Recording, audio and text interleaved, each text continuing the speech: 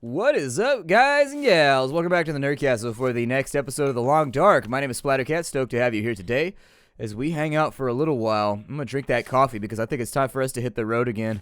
I'm trying to keep our character up all night. I'm really trying anyways. I'm doing my best. Welcome on back, though. What we're trying to accomplish right now, if you haven't been following the series, what is that, like an eviction notice? See, life wasn't good enough. They were just hanging out in their trailer. They're already living like 10 people in one trailer. This place actually doesn't need a heater. I was looking at it earlier, and I was like, it's a little odd they don't have a heater, but it wouldn't need one with this many people sharing space. It would just be like one big, warm, farty mess.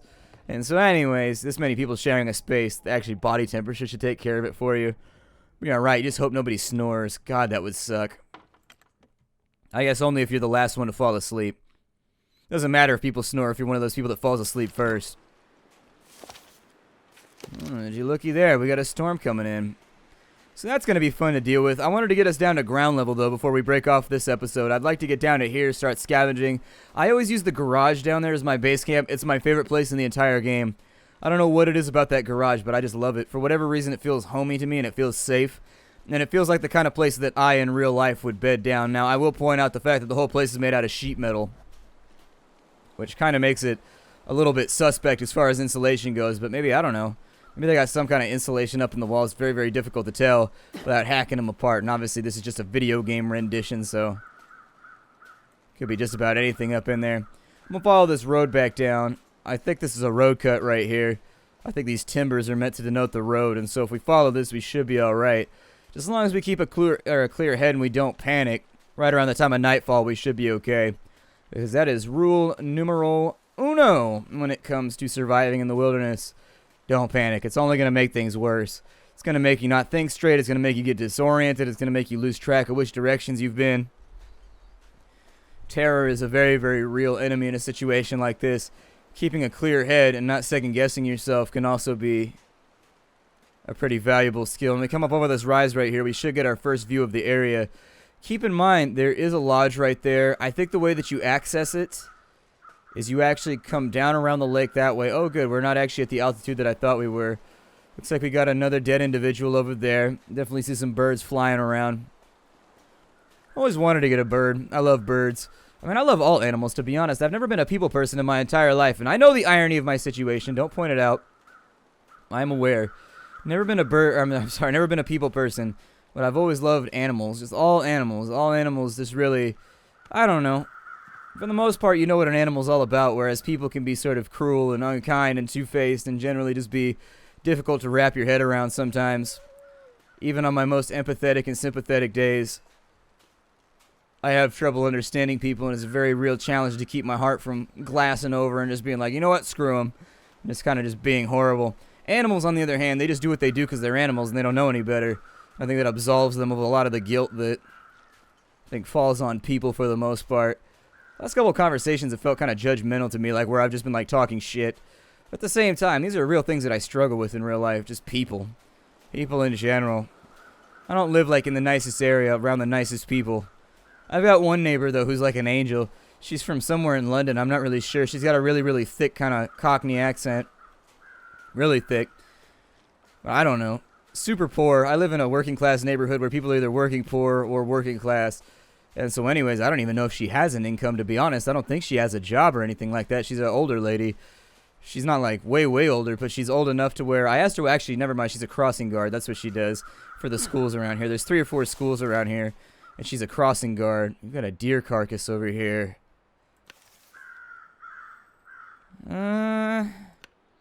People said that it was quicker to use the knife on the hides and the axe on the meat. It is a little bit quicker. We got 3 hours of daylight left and the temperature's good. Yeah, go for it. Let's get this thing done right now. I never turn down extra supply. Let's go ahead and get stocked up. I'm going to try and make my way all the way out to my normal powwow zone in this episode. I can't guarantee that we're going to get there. It'll take me 13 minutes to get that. Go ahead. It's an extra kilogram of meat, and I would love to have it. Dusk, so night can't be far behind. So anyways, I don't know. She's an angel. An angel in a world of slop out here. In general, most people around here, it's kind of a rough area. It's kind of where people go once they get done with the hood life, I guess, and they actually like get jobs and they kind of move out of the hood. But at the same time, that mentality doesn't really like bleach out of people. No matter how they change their lives, they kind of just stay rough, you know what I mean? And I don't mean to say that in an asshole way, because, you know, I'm a product of it too. I'm kind of an asshole when I go out because you have to be in the city to get anything done. But at the same time, this lady, I don't know where she gets the strength. She works with kids all day, every day, and then like at night she goes to all the bakeries and stuff around here, and like all the Goodwills, and she gets all the hand-me-downs and all the bread and stuff like that. And then she just like walks around town. She doesn't have a car, but then she just walks around town and gives it out to homeless people. Crazy. She finds like jackets and stuff like that. It's like freezing cold out, and she just walks around giving stuff out to people. Pretty much the definition of an angelic human being. Every now and again when I'm feeling down and I got that weird, you know, Bernie feeling in the back of my eyes when you start to feel sad and just kind of like, ugh, society is dead. I try to focus on that lady. I'll watch out for the helpers, I guess. I'll look out for the helpers. This place, did they renovate this? I don't remember this floor plan. Something depressing about people's old pictures in a situation like this. Make you wonder if he died looking at them, although I would have taken him off there. It's weird how the freeze got inside, though. Like, all these people are covered in snow and dead, even though it's not cold and there's no ice or snow inside. It really kind of makes you wonder what happened. I think I'm going to come back later for this place. We don't really have a lot of time right now, and so I would rather just get to our destination and bed down. If we can leave the entire zone unpicked through, I think that works perfectly fine for me. That way I don't have to sort out what's been dealt with and what hasn't. I like that house, though. It's little, it's simple, it's humble, and yet at the same time it's also generous. I like it. Like, it's not much, but it's definitely something. You know what I mean? I wouldn't mind having something like that someday. I don't know. I never fathomed. I mean, YouTube has been very kind to me. This has been one of those things that's really changed the way my life has worked.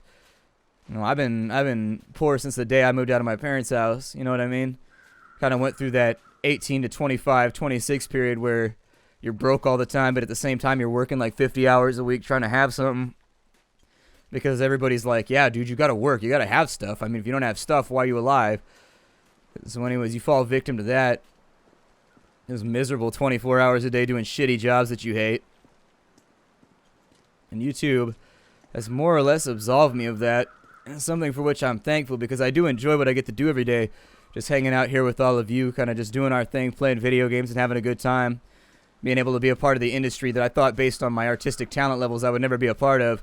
Because I don't know if I've talked about this with people, but I really, really wanted to be a texture artist or like some kind of rigger or something in the digital animation field. That's what I really wanted to do with my life, but it came down to the fact I tried out for art school and everything like that, and I just wasn't any good. And they were like, yeah, we could lie to you right now, but we're just going to go ahead and tell you your application's denied because, I'm sorry, you just don't have the artistic chops. We got to bring the people in who know what they're doing and, you know, have a chance of getting jobs after this. What looks good on the resume and what looks good on our pamphlet, you know? And so anyways, after being told that I was a talentless hack and all that fun stuff, kind of just bounced back and forth between retail jobs for a while, feeling sorry for myself. Played music for a while, which was fun. I'd love to get back to music someday. I don't have the time right now. YouTube has this interesting habit of sort of taking over your life and kind of just like bleeding into weekends and using up your leisure time. So anyways, someday when I'm done with YouTube, I assume that I'll get back into music and get back into SoundCloud and promoting and all that kind of stuff. It's fine. My musical chops aren't going anywhere, so yeah. I don't want to sound arrogant about it, but honestly, once you've learned how to write a hook and how to structure a song, if you're trying to learn how to do it, I can tell you how to do it. It's not difficult. It comes down to studying other musicians and studying what they do. Not just other musicians. I'm not talking about listening to shitty garage bands that nobody listens to and being like, they're so talented. I'm talking about listening to vetted sources in the industry, like people who have made long careers out of writing jingles and out of writing catch tunes and like the openings to sitcoms and stuff like that. That's who you need to study, because those are the guys that have consistently been putting out shit that gets stuck in your head for 30 plus years. So for example, what I would do is I would sit down, I would study Jonathan Colton. I would sit down and I would study the structure of They Might Be Giants and just sit there and look at the way that they structure their music, especially if you're into pop or a punk or a pop punk or any sort of like lighter music, adult contemporary, whatever. That's where you want to start. I mean, even listening to stuff like Maroon 5, for example, I'm not a particular fan of Maroon 5, but I can respect the musicality of the whole thing, and their ability to write a hook, I think, is second to none. And so anyway, there's a reason a lot of these bands are very, very popular, and while I may not like their musical style for my own personal time, when it comes study time and trying to learn how to write music, I think a lot of people ignore that and they just try and improvise and do the best that they can without ever really studying structure or anything like that. And the truth of the matter is, there's definitely a right way and a wrong way to write a song if you're trying to make money. If you're trying to make money and you're trying to be a mainstay, I can tell you 100% there are right ways and wrong ways to do it. There's our destination right there. There's a wolf across the road. Man, we could stay out all night if we... Oh, there's 2 wolves. 3 wolves. Okay. Oh, shit. Ah! Get up out of here, you prick. We'll hunt him down a little bit later. We need to get indoors right now. I don't know why there's so many wolves around. The shot should have cleared a lot of them off, though. So let's get inside. We will clear this area to the best of our talents in a bit. But for right now, we got to get indoors. Now, I have heard that this area has become kind of a mess of wolves. And so things may have changed from the last time I played the game. This might not be the best location for us to center off in. However, for while we're here, let's go ahead and get our first... Oh, we have no afflictions? Really? Did our clothing take the damage? I think our clothing must have taken the damage. Okay, well, let's go ahead and harvest some of this. We don't have the supplies with us for right now to make a lot of this happen. Probably shouldn't have left that burning over here. That was probably a mistake. Let's go ahead and bring it back with us. This is where we're going to be for the foreseeable future. I don't know if this is where we're going to be permanently. I'm going to keep an eye on the wolf situation, and we'll try and sort it out. Oh, really? There's a back door now? I don't remember there being a back door here the last time I played the game, but it's possible. I see you. Ooh, 5 rounds. Yes, please. So that's definitely something that I can get on board with. Really, she can load herself a gun in the dark. The talent on this girl. The talent on this girl. Alright, so since there's a bed back here, what we want to do for right now is let's go ahead. We're going to see to our hunger and see to some of our other problems. Go ahead and get 700 calories inside me. Get some water in as well. I think we've got about 1 day's purchase to basically get ready and forge forward. I think we could probably get away. Let's go ahead and pry open some of these lockers real fast because I like to use these for storage. There's our first locker open. One can hope that we're going to find something in here since this appears to be our food sundries cabinet outside of the random fish hook in here. I guess that's what I'm going to use it for. Although I guess we could just make stacks. I mean, stacks would be kind of cool. We can move stuff around now too. So, I mean, if we drop all this like so... I really like the way that... Don't things degrade, though, if you leave them on the ground? I think they do. And so that would be kind of one of the downsides to the game. Kind of swapping over to a system where you can move things around.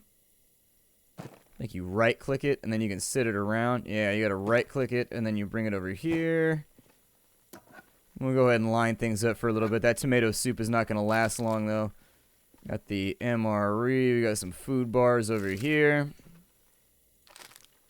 Perfect. I like organizing things. I don't know if you guys did, but when I was a kid, I used to just count like I had a piggy bank with like pennies and whatnot inside of it. And I used to like organize them by type and size and what, I don't know. I liked sorting things when I was a kid. I really did. I still find sorting things to be vaguely relaxing. Like it's weird. I don't know how else to really describe it. But like going through things and just like putting them in a hierarchy and order just makes me feel better. I don't think it's OCD or anything like that. It's just kind of one of those weird things about being me that you don't really admit to anybody until you're talking to a camera on the internet. A file cabinet over here. File on through and see if there's anything that we can find. More matches. Definitely wouldn't turn that down. Pry open this locker over here. Be aware that it does use your strength, so be careful. We got cured leather on that side. That'll work out for right now. It'll help if we ever have to patch some of our other stuff. I think we might be able to find another premium winter coat or something around here just in case, but another 308 right there. Sounds good to me. I'm going to go ahead and turn this out, and I think we're going to sleep for the night. I'm not going to turn it in. I'm not going to turn it out as in like big pimping or anything like that. I'm just saying I'm going to turn it out, and then I'm going to sleep. The reason I like this place is because you don't have to use a bedroll. If we end up getting run out of here by wolves, I'll probably go back to that little cabin that we already had ourselves organized in back on the other side of the map. I don't want to leave myself without options here, but we already got bit by a wolf once, so Trouble is what trouble is at this point. I'm going to go ahead and eat that real fast, too, to keep us going through the next day. Hopefully we don't get food poisoning. Not looking forward to it. Let's go ahead and we'll get 5 more hours of sleep in.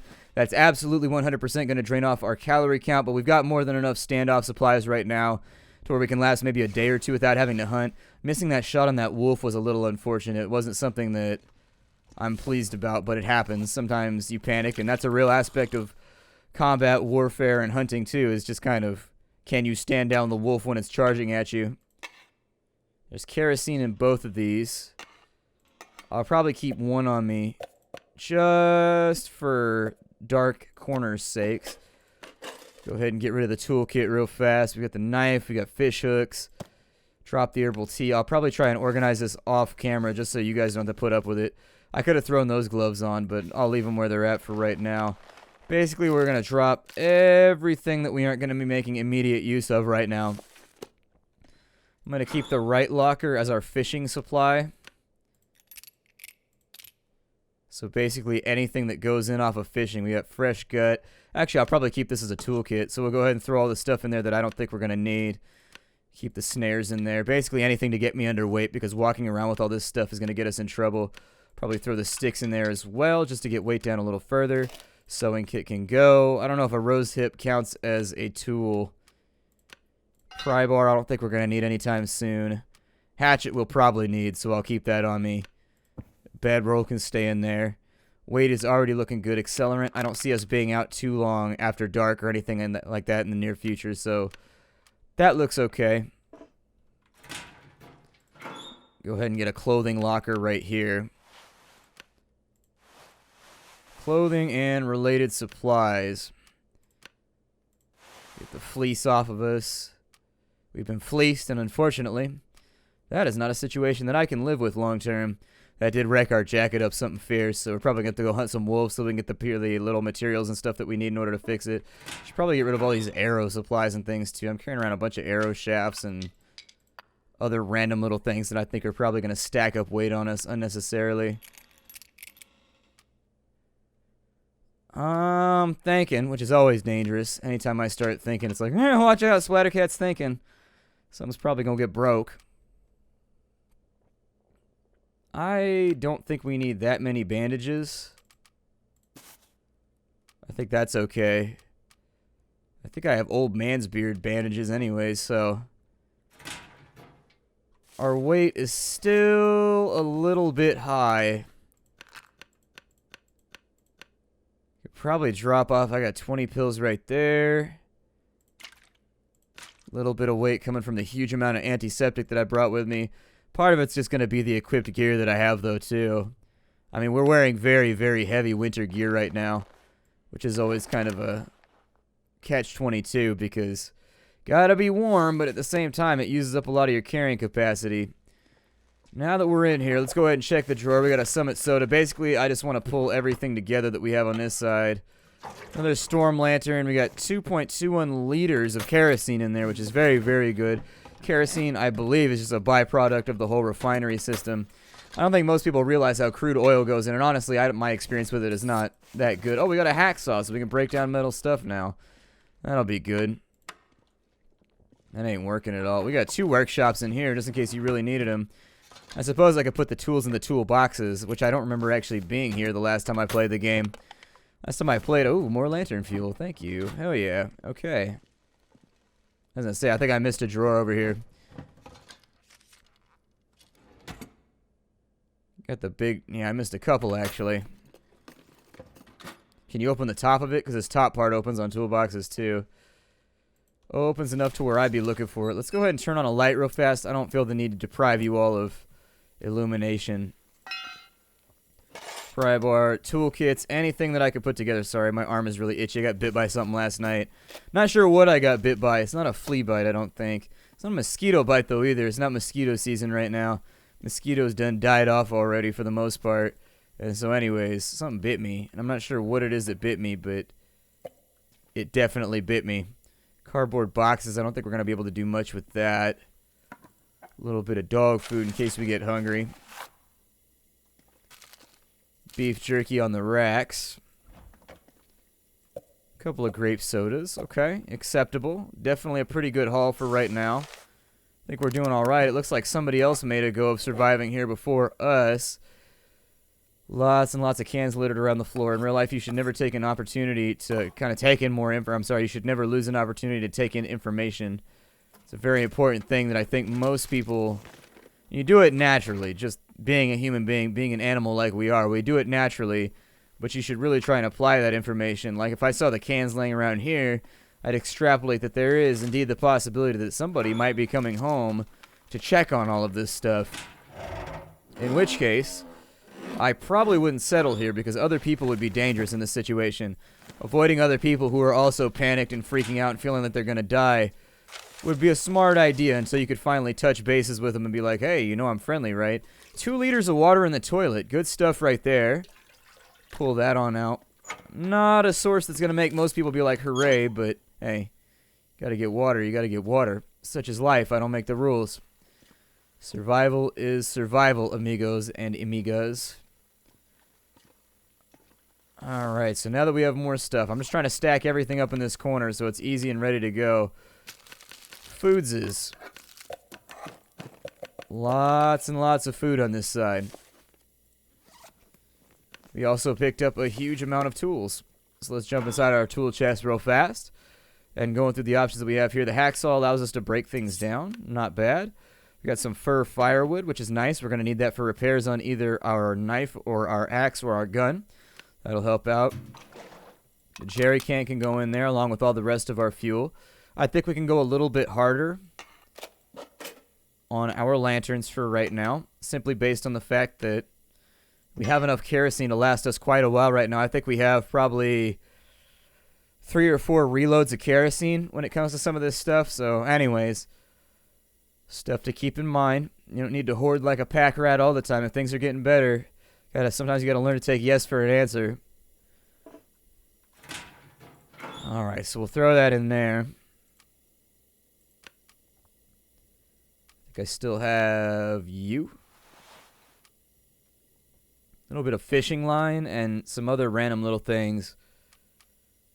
But aside from that, I'm not really seeing... A lot of it's going to be the water that I'm carrying around with me. I am carrying around a pretty large quantity of liquids. As far as food goes, we need to start a fire. I think I can make it till tonight, though, before I cook. But as prep work, let me put this out. Take us 45 minutes to break down that crate. I think that's probably a smart use of our time, because that'll get us into firewood for the evening.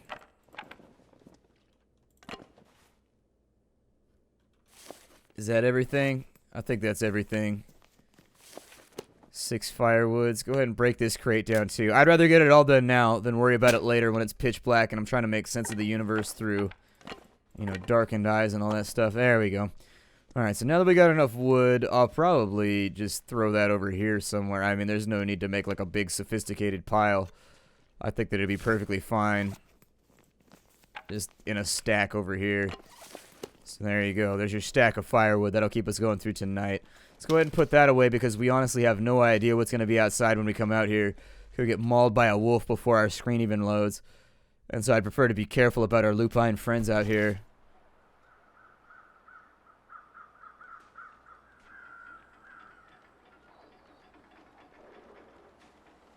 Here. Ann's running away. If we can pick up the blood trail, we might be able to find the wolf that attacked us over here. And I don't think that would be the most terrible of plans either.